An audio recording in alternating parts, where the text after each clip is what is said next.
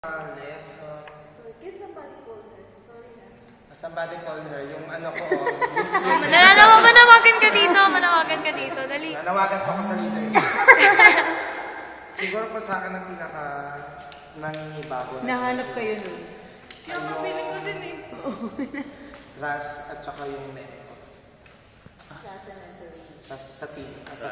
Siguro po, yung tiwala mo para mentor mo ang isang tao o isang team, parang yun na rin po yung pinaka-susi ng team nyo na parang magkaisa, mag-unite kayo. Kasi those things po, kahit yung iba po, pero sa akin po yung pinaka-lesson nun is yung trust yung sa isa't isa.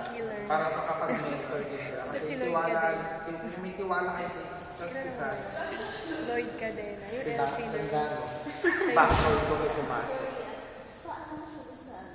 Jai. Alam mo yung LC Nurse? Lloyd Uy, Marjorie Cadena. daw, Marjorie.